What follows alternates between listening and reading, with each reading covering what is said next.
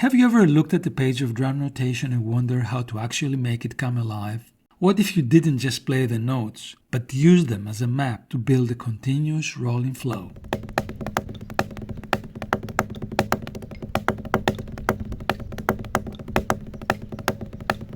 One of the specific syncopation interpretations that Alan Dawson taught involves playing the melody as accents and diddle the ghost notes to keep the subdivision flow. This concept is arguably one of the most popular topics in modern drum education. Ensure the hand grip is not too tight, allowing the stick to rebound freely. The control bounce is what separates a stiff diddle from a musical one. Contrast is what creates the illusion of a continuous groove. Your accents must be loud and your ghost notes must be quiet. We can apply this to eighth notes or we can swing it with triplets. First, let's look at the stripped subdivision. When you see a quarter note, you hit the accent of the beat and then immediately drop into the ghosted diddles to fill the space on the upbeat. Before we add any doubles, we start with a simple version.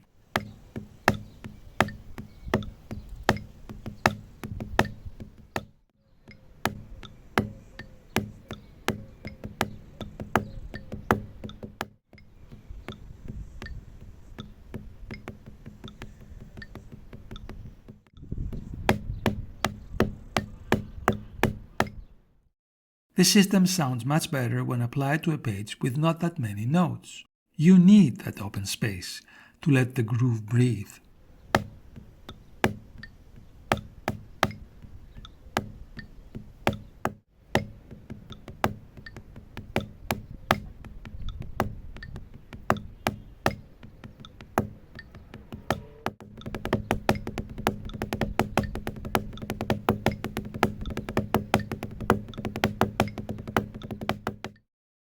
In the next section, we look at how to interpret these rhythms into cool, short phrases.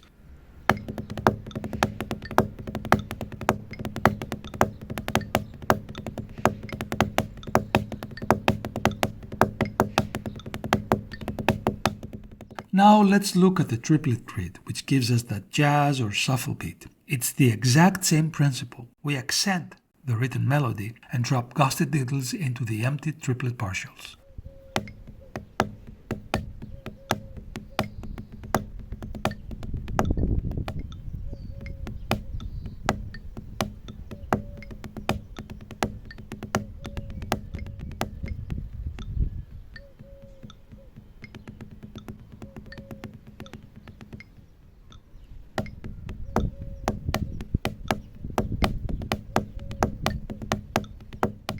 If we play an accent, we have empty space after it. Keeping the accents, play the non-accented notes as ghosted diddles.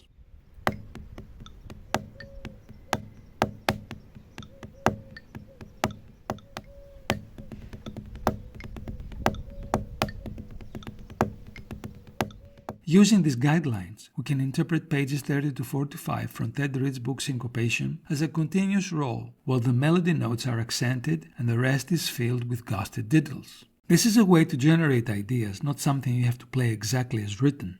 To bring these concepts into a musical context, I'll play a short piece of my own that applies the rhythmic ideas from this video. The notation is shown below.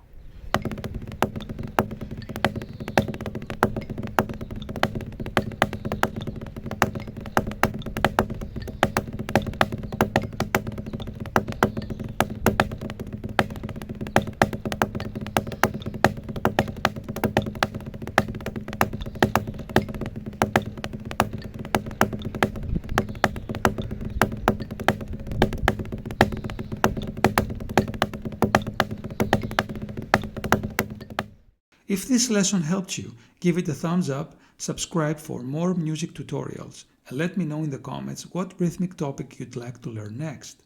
Keep practicing and most importantly, have fun.